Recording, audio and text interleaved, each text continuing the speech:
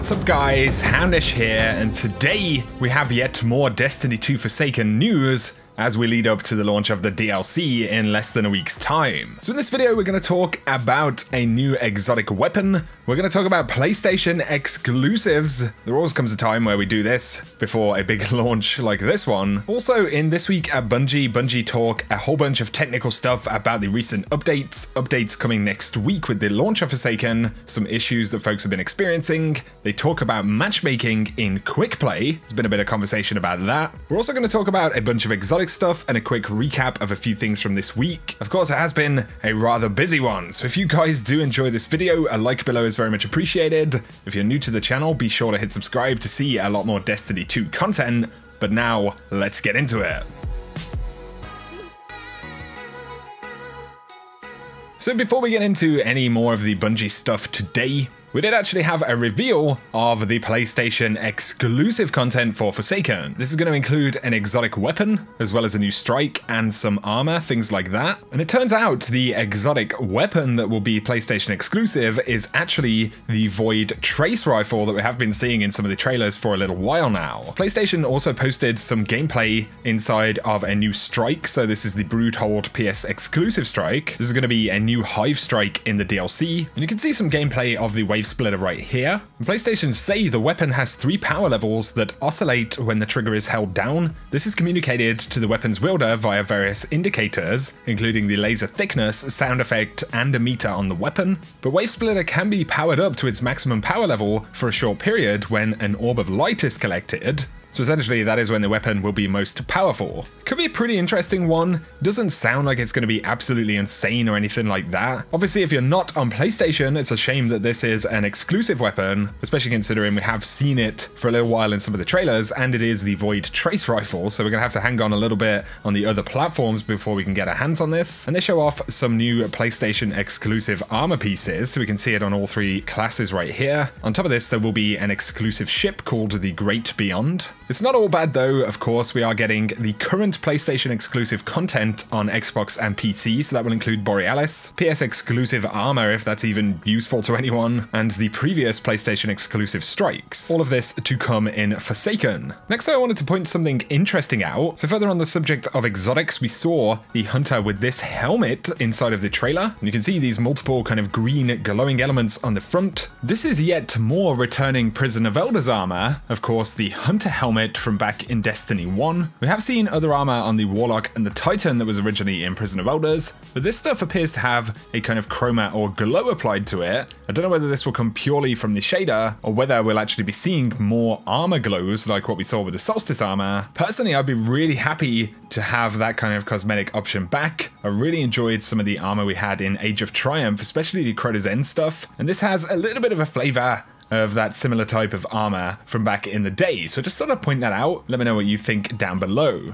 When Bungie added the patch notes the other day for update 2.0, they actually missed out the raid mechanic changes for things like revives. Of course, we did notice that these are changed in-game, so if you're wondering about the official notes for that, now a fireteam has a total of 2 minutes and 30 seconds to revive a fallen teammate during a given raid encounter. This time is only refreshed if a fireteam wipes. If a player is not revived within the time remaining, the fireteam is wiped to shared fate. Each player has 1 token that they may use to revive a player. Multiple players being dead does not increase the speed of the timer. So that is exactly how these new revive mechanics actually work in the game. They've been applied to current raids, so the Year 1 Leviathan and Raid Lairs, and this is also how it's going to work inside of the Last Wish raid as well. Now though, let's get into This Week at Bungie stuff. They recap a bunch of stuff we've seen this week, including the Forsaken launch trailer, the vidoc that Bungie did about Forsaken and beyond, and then of course they talk about the roadmap that they launched earlier this week, where we do get a rough idea of the events that we're going to see throughout the rest of this year, as well as the annual pass updates and what they're actually going to include. We've spoken about this stuff already. I will link the video with all of the full breakdown for that down below. Bungie reiterate that we will be getting the Gambit Trial starting on September 1st. For 24 hours, fire teams will bank moats in a race to beat their opponents and burn down a Primeval.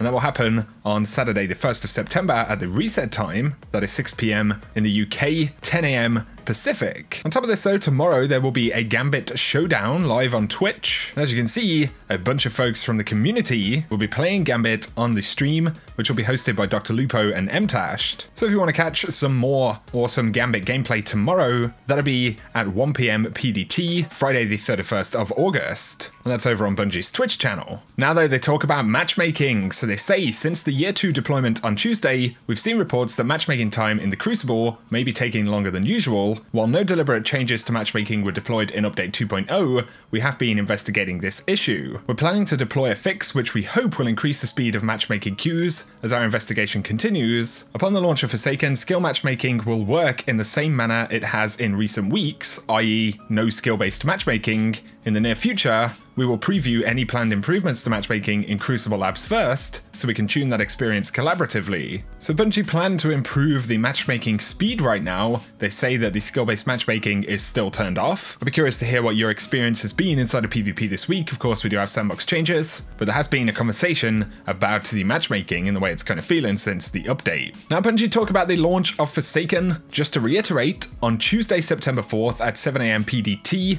players will no longer be able to log into Destiny 2, so 7 AM starts the maintenance while Bungie go ahead and deploy the Day 1 patch, and then at 10 AM PDT, this is when the maintenance is expected to conclude, so that is the normal weekly reset time, and Destiny 2 Forsaken will become available to play on all platforms. They don't talk about how big the update will be on Tuesday, but there are a list of known issues since the update 2.0. The strange terrain Nightfall loot is not dropping, XP bar is not showing XP gains for some players, the Year 2 Forsaken weapons and armor may drop prematurely from world loot sources, which of course is the Mars flashpoint, they're not actually supposed to be dropping. And this sounds like a troll. Players who have the spicy ramen quest will not be able to complete it because the ramen shop is no longer distributing expired tokens. Now though, they talk about gear infusion and level requirements. They say, as with all increases to player power in Destiny 2, players should be aware that infusing gear with a requirement above their current character level will make the infusion recipient unavailable for use until the player levels up. So there's something to bear in mind. They say, for example, a player logs in to Forsaken on September 4th at character level 30, the player receives new gear with a level 31 character requirement, the player infuses the new gear into their favorite Year 1 gear, the Year 1 gear is no longer available for use since it has adopted the level 31 character requirement from its infusion material. So do just bear in mind that there will be different level requirements on things that are dropping, and if you infuse them, that would essentially have the same effect. They reiterate some stuff about mods. Year 1 weapons will not accept Year 2 weapon mods. Elemental attributes on Year 1 weapons will be locked, and you will no longer be able to change them. Some targeted Year 1 power weapons have had their elemental attributes changed and locked for Year 2. Year 1 armor will accept Year 2 mods. Year 1 gear will not receive randomized perks, and all Year 1 mods will be deprecated at the launch of Forsaken on September 4th. You can now go ahead and dismantle them if you like. If you do want to get the Solstice of Heroes t-shirt, you have until September 12th, assuming that you scored enough points, 250 points in Solstice of Heroes. Definitely worth remembering that one. But otherwise, that is the bulk of stuff from this week at Bungie, so a little bit of a shorter one, but of course we've had plenty this week to be talking about. Final thing I wanted to leave you with is a trailer. This is a news kind of shorter trailer designed to introduce new folks to Destiny 2 in general, as well as Forsaken. We do get a few new glimpses at some characters and cutscenes from Forsaken in here as well, just a couple of little bits, so you may want to check that out. We'll run it now. Try to keep up.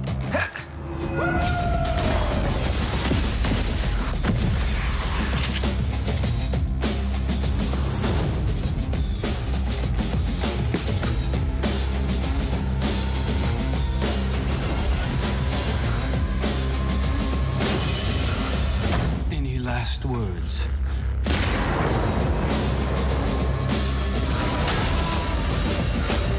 Give me a sec.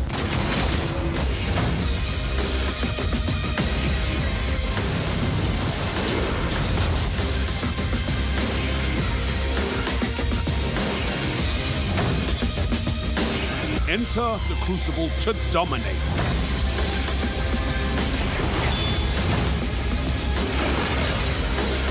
Welcome to Gambit, kid. If we wait, we die.